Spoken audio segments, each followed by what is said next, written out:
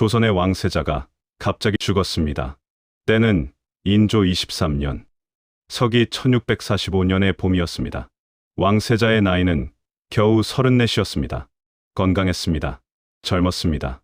그리고 무엇보다 조선의 미래를 짊어진 사람이었습니다. 그런데 그가 갑자기 세상을 떠났습니다. 단 하루 만에, 사흘 전까지만 해도 그는 궁궐을 걷고 있었습니다. 신하들과 이야기를 나눴습니다. 밥을 먹었습니다. 잠을 잤습니다. 아무 이상이 없었습니다. 그런데 갑자기 몸에 열이 올랐습니다. 그리고 그로부터 하루도 채 지나지 않아 조선의 왕세자는 싸늘하게 식어버렸습니다. 궁궐 안에는 순식간에 곡소리가 번졌습니다. 신하들은 서로 얼굴을 바라봤습니다. 아무도 말을 잇지 못했습니다. 너무 갑작스러웠습니다. 너무 이상했습니다. 그리고 며칠이 지났을 때 사람들은 더욱 이상한 것을 보게 됩니다. 세자의 시신이었습니다. 온몸이 검은 빛으로 변해 있었습니다. 얼굴, 구멍 7곳에서 검붉은 피가 흘러나와 있었습니다. 궁녀들은 눈을 돌렸습니다. 의관들은 말을 잃었습니다. 이것은 병으로 죽은 사람의 모습이 아니었습니다. 그리고 바로 그 순간부터 조선의 신하들 사이에서 아주 조용한 속삭임이 번지기 시작합니다. 이것은 독이다. 아무도 크게 말하지 않았습니다. 아무도 먼저 나서지 않았습니다. 왜냐하면 이 죽음의 배후에 누가 있는지 모두가 어렴풋이 느끼고 있었기 때문입니다. 그리고 그 이름은 감히 입 밖에 낼 수 없었습니다. 조선왕조실록에는 소현세자의 죽음에 대해 이렇게 기록되어 있습니다. 갑자기 병이 들었고 며칠 만에 흥사하였다. 단 몇 줄이었습니다. 조선의 왕세자가 죽었는데 실록의 기록은 놀라울 정도로 짧고 간단했습니다. 이상했습니다. 너무나 이상했습니다. 조선왕조실록은 왕과 왕실의 크고 작은 일들을 빠짐없이 기록하는 역사서였습니다.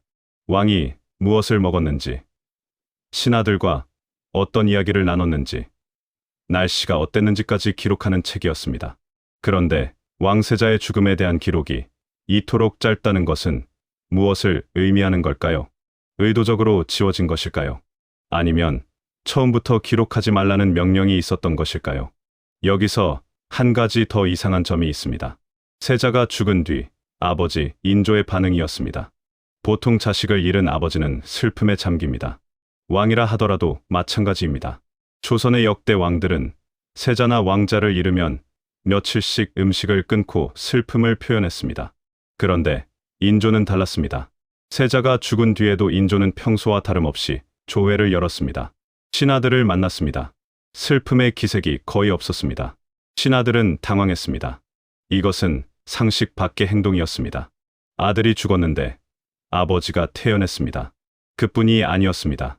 인조는 세자의 장례를 매우 간소하게 치르도록 명령했습니다. 조선의 왕세자라면 성대한 장례가 당연한 것이었습니다. 온 나라가 슬픔에 잠겨야 했습니다. 그런데 인조는 조용히 빠르게 장례를 끝내버렸습니다. 사람들은 수군거렸습니다. 이 죽음에는 무언가 숨겨진 것이 있다고. 그리고 가장 충격적인 의문은 바로 이것이었습니다. 세자는 청나라에서 8년을 버텼습니다. 혹독한 추위와 굴욕적인 인질 생활을 견뎌냈습니다. 그 긴 세월을 살아남은 사람이 조선으로 돌아온 지 불과 2달 만에 죽었습니다. 청나라에서는 살아남았는데 조선에서 죽었습니다. 적진에서는 살았는데 고국에서 죽었습니다. 이 죽음은 과연 자연스러운 죽음이었을까요? 지금부터 그 이야기를 시작하겠습니다. 이야기를 제대로 이해하려면 먼저 그 시대로 돌아가야 합니다. 때는 인조 임금이 다스리던 조선, 서기 1630년대의 이야기입니다. 당시 조선의 북쪽에는 새로운 세력이 무섭게 성장하고 있었습니다. 바로 여진족이 세운 나라, 후금이었습니다. 훗날 이 나라는 청나라로 이름을 바꾸게 됩니다. 청나라는 강했습니다. 무서울 정도로 강했습니다. 수십만의 기마병이 벌판을 달렸고 한번 전쟁을 시작하면 상대를 완전히 짓밟아 버렸습니다. 그런데 조선은 이 강력한 청나라를 오랑캐라고 불렀습니다. 조선의 신하들은 청나라를 인정하지 않았습니다. 명나라만이 진정한 중원의 주인이라고 믿었습니다. 이것은 자존심의 문제였습니다. 조선이 수백 년 동안 지켜온 세계관의 문제였습니다. 하지만 현실은 냉정했습니다. 청나라는 조선에 요구했습니다. 신하의 나라가 되라고, 머리를 숙이라고. 조선의 조정은 둘로 갈라졌습니다. 한쪽은 끝까지 싸워야 한다고 외쳤습니다. 다른 한쪽은 현실을 봐야 한다고 했습니다. 그리고 싸워야 한다는 목소리가 이겼습니다. 결국 청나라는 움직였습니다.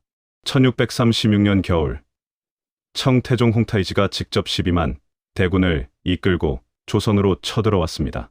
이것이 바로 병자호란입니다. 청나라 군대의 속도는 상상을 초월했습니다. 불과 열흘 만에 한양 코앞까지 들이닥쳤습니다.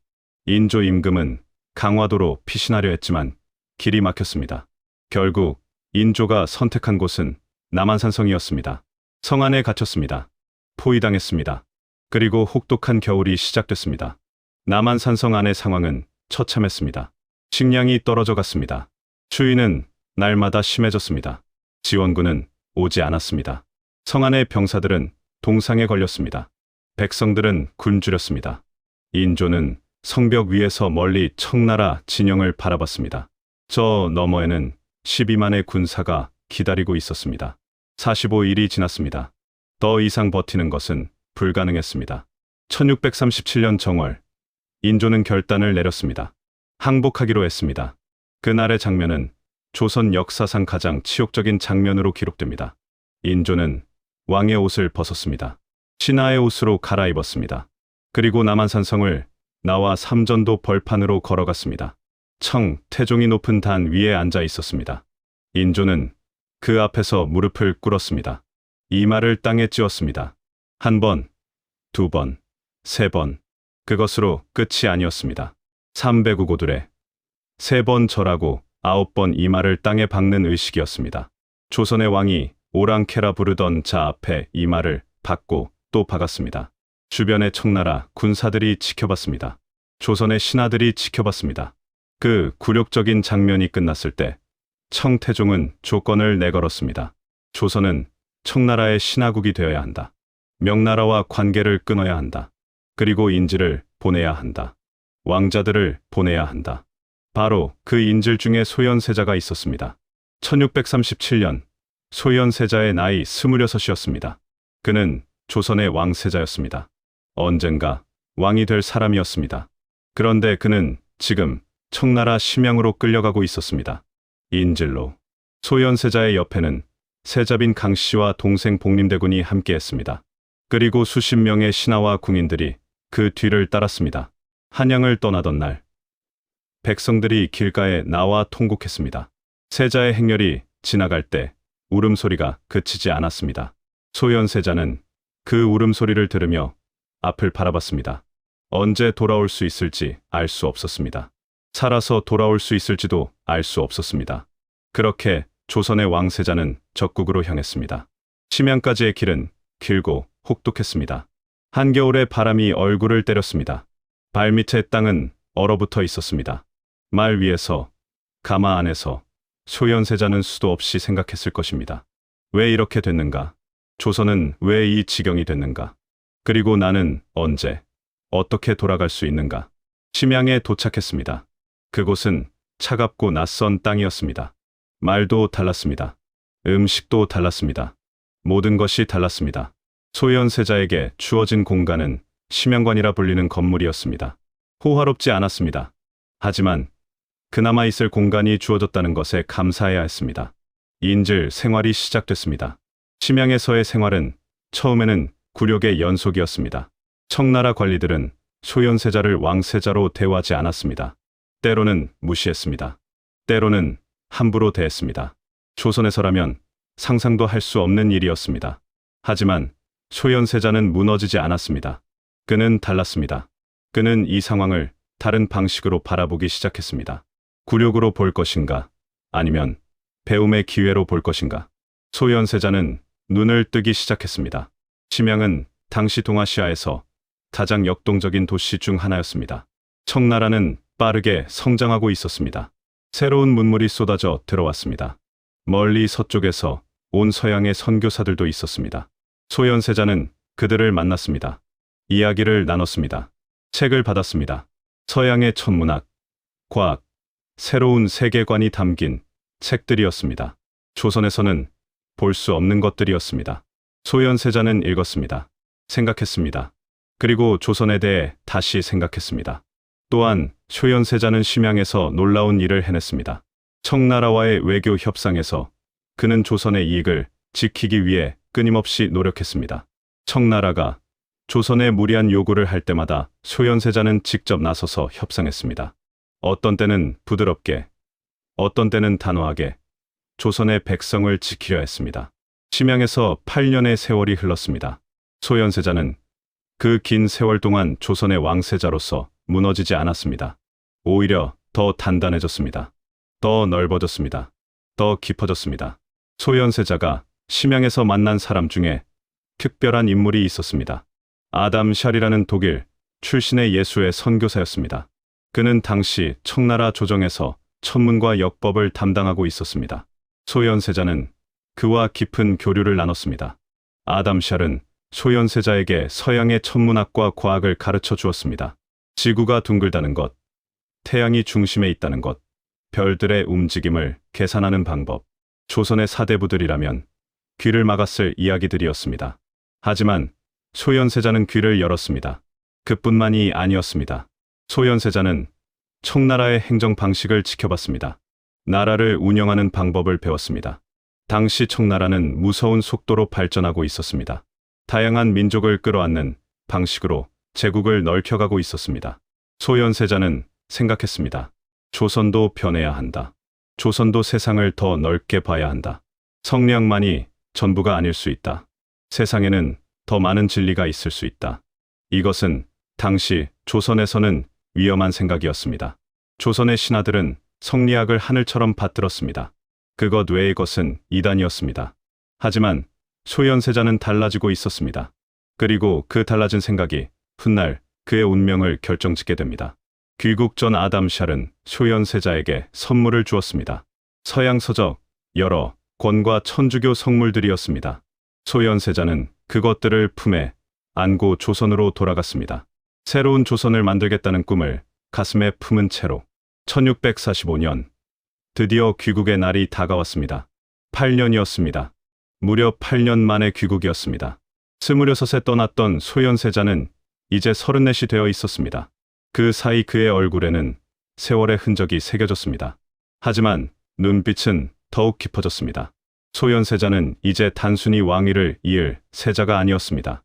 그는 청나라를 직접 보고 경험한 사람이었습니다. 서양 문물을 접한 사람이었습니다.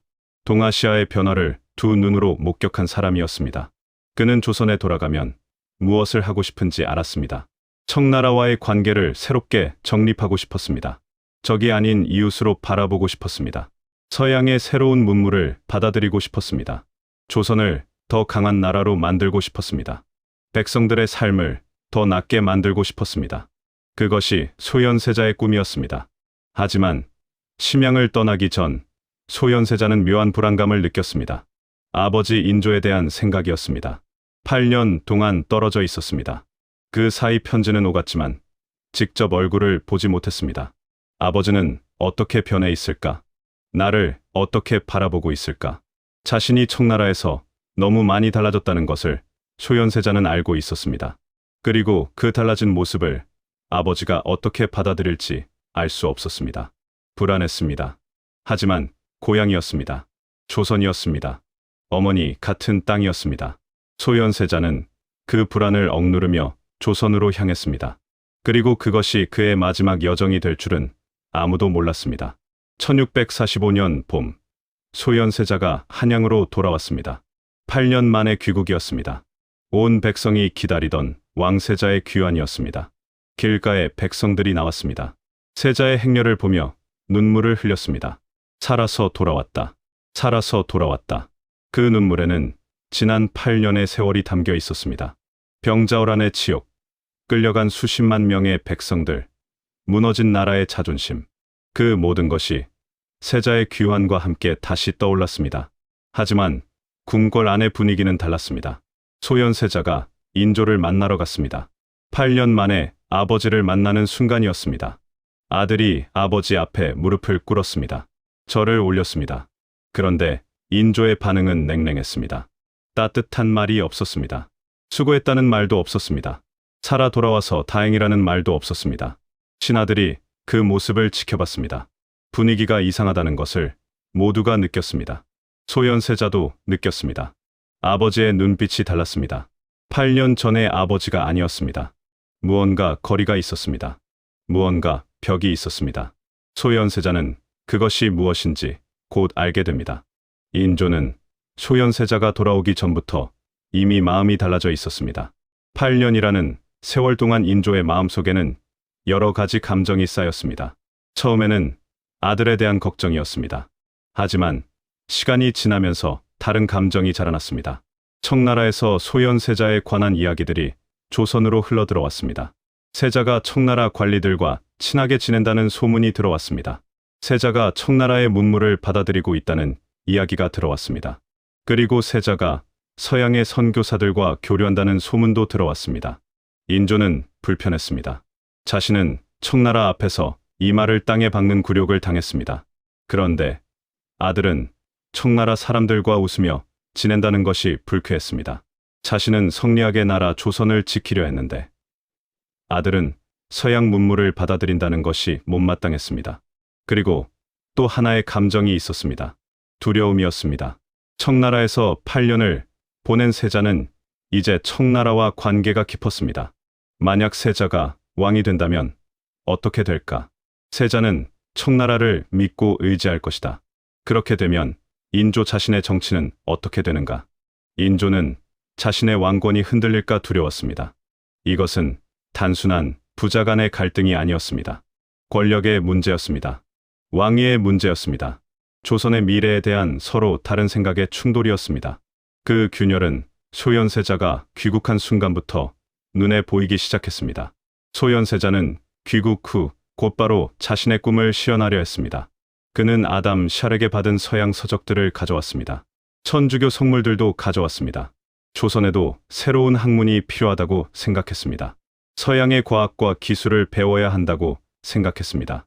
또한 소현세자는 청나라와의 관계에 대해 다른 생각을 갖고 있었습니다. 더 이상 청나라를 오랑캐로 볼 것이 아니라 현실을 받아들여야 한다고 생각했습니다. 청나라는 이미 중원을 차지해 가고 있었습니다. 명나라는 기울고 있었습니다.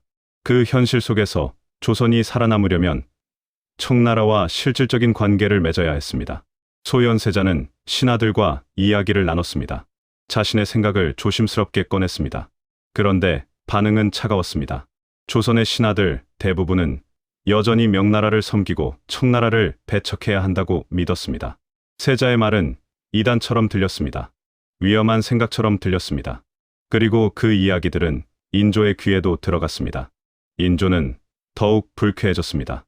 아들이 청나라 편을 드는 것처럼 들렸습니다. 조선의 전통을 무너뜨리려는 것처럼 들렸습니다. 아버지와 아들 사이의 균열은 점점 깊어졌습니다. 그리고 궁궐 안에는 소현세자를 곱지 않게 바라보는 눈들이 늘어나고 있었습니다. 소현세자가 귀국한 뒤 궁궐 안의 긴장은 날이 갈수록 높아졌습니다. 그 긴장의 한가운데에는 소용조 씨라는 여인이 있었습니다. 소용조 씨는 인조의 후궁이었습니다. 그리고 인조의 깊은 총애를 받고 있었습니다. 그녀는 영리했습니다. 그리고 야심이 있었습니다. 소용조 씨에게는 아들이 있었습니다. 그 아들이 언젠가 왕이 되기를 바랐습니다. 그런데 소현세자가 살아 돌아왔습니다. 소현세자가 살아있는 한 그녀의 아들이 왕이 될 가능성은 없었습니다. 소용조 씨는 움직이기 시작했습니다. 인조 앞에서 소현세자에 대한 나쁜 이야기들을 흘렸습니다. 세자가 청나라 편이라는 이야기, 세자가 조선의 전통을 무시한다는 이야기, 세자가 왕을 존중하지 않는다는 이야기. 인조는 점점 더 아들을 멀리하게 됐습니다. 궁궐 안의 공기가 달라졌습니다. 소현세자 주변의 사람들이 하나둘씩 불이익을 당하기 시작했습니다. 세자를 지지하는 신하들이 지방으로 내쫓겼습니다. 세자와 가까이 지내던 관리들이 눈치를 보기 시작했습니다. 소현세자는 고립되어 갔습니다. 귀국한 지 2달이 채 되지 않았습니다. 그런데 궁궐 안에서 소현세자의 자리는 점점 좁아지고 있었습니다. 귀국 후 소현세자는 무언가 이상하다는 것을 느끼기 시작했습니다. 아버지는 만나주지 않았습니다. 신하들은 눈치를 봤습니다. 궁궐은 냉랭했습니다. 심양에서는 적진 한가운데서도 당당하게 버텼습니다. 그런데 고국에서 이처럼 외로울 줄 몰랐습니다. 소현세자 주변에는 점점 더 어두운 기운이 감돌기 시작했습니다. 인조와 소용조 씨 사이에서 오가는 말들이 있었습니다. 그 말들이 조금씩 소현세자에게 영향을 미쳤습니다. 세자의 측근들이 하나씩 제거되기 시작했습니다. 세자를 보호해줄 사람들이 줄어들었습니다. 그리고 어느 날부터인가 세자에게 올라오는 음식이 달라졌다는 말이 있었습니다. 물론 이것은 나중에 나온 이야기입니다. 당시에는 아무도 몰랐습니다. 아니, 알고 있는 사람이 있었는지도 모릅니다. 하지만 말하지 않았습니다. 궁궐에서 살아남으려면 알면서도 모른 척해야 할 때가 있었습니다. 소현세자의 귀국 후 2달이 흘렀습니다. 봄이 깊어가고 있었습니다. 궁궐의 꽃들은 피어나고 있었습니다. 하지만 그 아름다운 봄날 뒤에서 무언가 어두운 것이 움직이고 있었습니다. 그리고 그 어두운 것은 이제 소현세자를 향해 다가오고 있었습니다. 1645년 4월, 소현세자가 갑자기 쓰러졌습니다. 그날 아침까지만 해도 이상한 점이 없었습니다. 세자는 아침을 먹었습니다. 평소와 다름없이 하루를 시작했습니다. 그런데 갑자기 열이 올랐습니다. 몸이 떨렸습니다. 식은땀이 흘렀습니다. 쓰러졌습니다.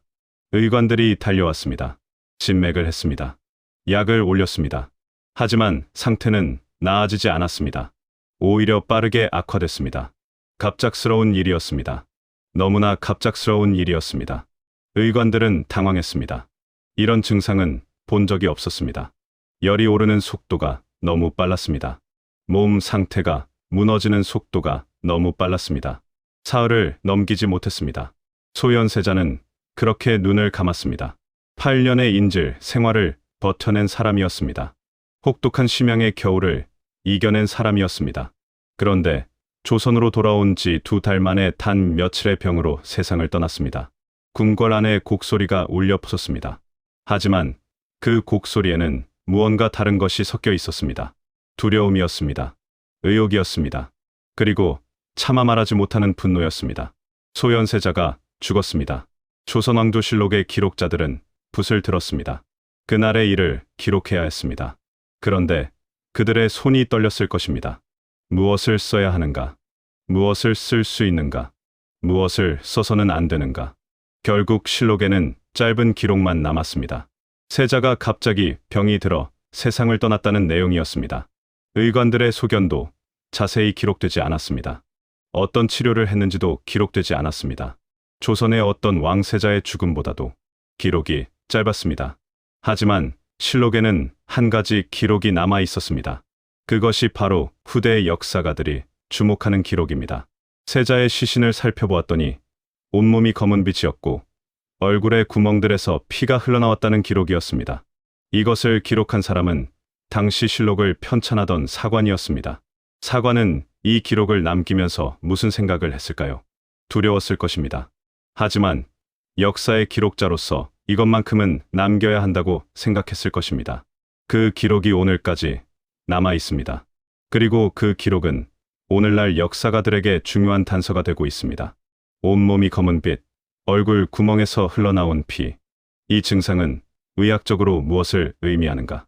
현대 의학에서는 이 증상이 비소 중독과 일치한다는 견해가 있습니다.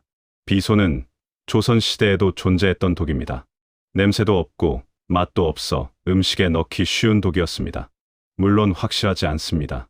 수백 년이 지난 지금 그것을 증명할 방법은 없습니다. 하지만 그 기록은 지금도 우리에게 묻고 있습니다. 이것은 정말 병으로 인한 죽음이었는가? 소현세자가 죽은 뒤 궁궐 안에서 충격적인 일이 벌어졌습니다. 시신을 수습하는 과정에서 목격한 사람들이 있었습니다. 궁녀들이었습니다. 내관들이었습니다. 그리고 의관들이었습니다. 그들이 본 것은 너무나 충격적인 장면이었습니다. 세자의 시신은 빠르게 변해가고 있었습니다. 보통 사람이 죽으면 시신이 굳습니다. 그리고 천천히 변화가 시작됩니다. 하지만 소현세자의 시신은 달랐습니다. 죽은 지 얼마 되지 않았는데 시신이 검게 변하고 있었습니다. 살이 빠르게 썩어 들어가는 것처럼 보였습니다. 이것을 본 사람들은 말을 잇지 못했습니다. 이런 시신은 본 적이 없었습니다. 병으로 죽은 사람의 시신이 이렇게 빠르게 변하는 것은 이상했습니다. 당시 궁궐 안에서 이 이야기는 조용히 퍼졌습니다. 사람들은 수군거렸습니다. 하지만 크게 말하지 못했습니다. 이 죽음의 배후에 누가 있는지 모두가 어느 정도 짐작하고 있었기 때문입니다. 그리고 그 배후를 건드리는 것은 자신의 목숨을 거는 일이었습니다. 침묵이 흘렀습니다. 궁궐 안의 침묵은 때로는 가장 큰 증언이 되기도 합니다. 아들이 죽었습니다. 왕세자가 죽었습니다. 조선의 미래를 이을 사람이 죽었습니다. 보통이라면 온 나라가 슬픔에 잠겨야 했습니다. 왕은 며칠씩 음식을 끊어야 했습니다. 궁궐에는 흰 상복이 넘쳐야 했습니다. 백성들도 함께 슬퍼해야 했습니다. 하지만 인조는 달랐습니다. 세자가 죽었다는 소식을 들은 인조의 반응은 신하들을 당황하게 만들었습니다. 슬픔이 없었습니다. 인조는 평소처럼 조회를 열었습니다. 신하들을 만났습니다. 국정을 논했습니다. 마치 아들이 죽지 않은 것처럼 행동했습니다. 신하들은 어떻게 해야 할지 몰랐습니다. 감히 왕에게 슬픔을 표현하라고 할 수도 없었습니다. 그런데 더욱 충격적인 일이 있었습니다. 인조는 세자의 장례를 매우 간소하게 치르도록 명령했습니다. 왕세자의 장례는 성대하게 치러야 하는 것이 조선의 법도였습니다. 수십 일에 걸쳐 예를 갖추어야 했습니다. 하지만 인조는 빠르게, 조용하게 끝내라고 했습니다. 신하들은 항의했습니다. 예법에 맞지 않는다고 했습니다. 하지만 인조의 뜻은 바뀌지 않았습니다. 세자의 장례는 조용히 끝났습니다. 그 조용함이 오히려 더 큰 의혹을 낳았습니다. 자식을 잃은 아버지가 슬퍼하지 않는다면 그것은 무엇을 의미하는가?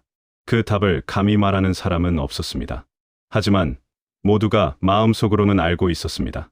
소현세자의 죽음으로 끝난 것이 아니었습니다. 세자빈 강씨와 세 아들이 남아 있었습니다. 세자빈 강씨는 강인한 여인이었습니다. 남편과 함께 심양에서 8년을 버텼습니다. 그 험한 세월을 함께 견딘 사람이었습니다. 남편이 갑자기 세상을 떠났습니다. 세자빈은 슬픔을 누르고 버텼습니다. 세 아들을 지켜야 했습니다. 아들들이 살아남아야 했습니다. 하지만 운명은 그녀에게 더 가혹했습니다. 소현세자가 죽은 뒤 얼마 지나지 않아 세자빈 강씨는 인조의 노여움을 샀습니다. 정확한 이유는 기록에 자세히 남아있지 않습니다.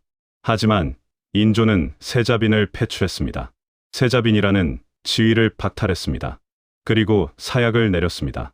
세자빈 강씨는 그렇게 세상을 떠났습니다. 남편이 죽은 지 불과 2해 만의 일이었습니다. 그리고 세 아들은 제주도로 유배를 떠났습니다. 조선의 왕세자의 아들들이 유배지에서 살아야 했습니다. 그 세 아이는 결국 유배지에서 세상을 떠났습니다. 소현세자의 가족은 그렇게 모두 사라졌습니다. 이것이 단순한 우연일 수 있을까요? 이것이 단순한 불운일 수 있을까요? 한 가족이 이처럼 빠르게, 이처럼 철저하게 지워진 데에는 이유가 있었을 것입니다. 그 이유를 말해줄 사람들은 이제 아무도 남아있지 않았습니다. 수백 년이 지난 지금 우리는 소현세자의 죽음에 대해 무엇을 알 수 있을까요? 확실한 것은 없습니다. 증명할 수 있는 것도 없습니다. 하지만 기록은 남아 있습니다. 그리고 그 기록들은 너무나 많은 의문을 품고 있습니다. 첫 번째 의문. 왜 실록의 기록이 이토록 짧은가? 조선왕조실록은 역대 왕들의 죽음과 왕세자의 죽음을 상세하게 기록했습니다. 그런데 소현세자의 죽음은 단 몇 줄이었습니다.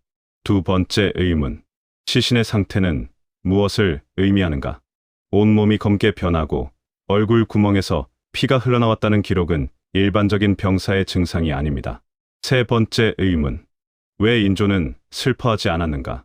어떤 아버지도 자식을 잃고 저토록 냉담할 수 없습니다. 그것이 왕이라 하더라도 마찬가지입니다. 네 번째 의문. 왜 세자빈과 세 아들까지 사라졌는가? 소현세자의 가족이 모두 제거된 것은 단순한 우연이라 보기 어렵습니다. 다섯 번째 의문. 청나라에서는 살았는데 왜 고국에서 죽었는가? 8년의 인질 생활을 버텨낸 사람이 귀국 2달 만에 죽었습니다. 이 5가지 의문은 지금도 답이 없습니다. 역사가들은 다양한 견해를 내놓습니다. 독살설을 주장하는 학자들이 있습니다. 자연사라고 보는 학자들도 있습니다. 진실은 수백 년의 시간 저편에 숨어 있습니다. 하지만 한 가지는 분명합니다. 소현세자의 죽음은 조선 역사에서 가장 풀리지 않는 미스터리 중 하나로 남아있다는 것입니다. 그리고 그 미스터리는 우리에게 계속해서 질문을 던집니다. 역사 속에서 진실은 항상 밝혀지는가? 권력 앞에서 진실은 어떻게 되는가? 소현세자가 죽었습니다. 조선의 왕세자는 34세 나이로 세상을 떠났습니다. 8년의 인질 생활을 견뎌낸 사람이었습니다. 새로운 세상을 보고 돌아온 사람이었습니다. 조선을 바꾸고 싶었던 사람이었습니다. 그의 꿈은 이루어지지 않았습니다. 만약 소현세자가 살았다면 어떻게 됐을까요? 역사가들은 이 가정에 깊은 관심을 갖습니다. 소현세자가 왕이 되었다면 조선은 청나라와 더 유연한 외교 관계를 맺었을 것입니다. 서양의 문물이 더 일찍 조선에 들어왔을 것입니다. 조선의 과학과 기술이 더 빨리 발전했을지 모릅니다. 임진왜란 이후 약해진 조선이 다시 강해질 기회를 잡았을지도 모릅니다. 물론 이것은 가정입니다. 역사에서 가정은 의미가 없다고 하는 사람도 있습니다. 하지만 이 가정은 우리에게 중요한 것을 알려줍니다. 한 사람의 죽음이 역사를 얼마나 바꿀 수 있는지를, 그리고 권력이 얼마나 잔인할 수 있는지를. 소현세자는 죽었습니다. 그의 꿈도 함께 묻혔습니다. 그의 아내도 죽었습니다. 그의 아이들도 죽었습니다. 소현세자의 이름은 오랫동안 역사 속에서 잊혀졌습니다. 하지만 조선왕조실록에 남은 짧은 기록들이 그를 기억하게 합니다. 그리고 지금 우리가 이 이야기를 하고 있습니다. 그렇게 소현세자는 죽어서도 우리 앞에 살아 있습니다. 역사 속의 억울한 이름으로, 풀리지 않는 미스터리로, 그리고 이루어지지 못한 꿈으로. 조선의 봄날에 쓰러진 왕세자의 이야기는 이렇게 끝이 납니다. 하지만 그 의문만큼은 끝나지 않습니다. 당신은 어떻게 생각하십니까? 소현세자의 죽음은 과연 무엇이었을까요? 이 이야기가 흥미로우셨다면 구독과 좋아요는 다음 이야기를 만드는 큰 힘이 됩니다. 다음 영상에서 또 다른 조선에 숨겨진 이야기로 찾아오겠습니다. 감사합니다.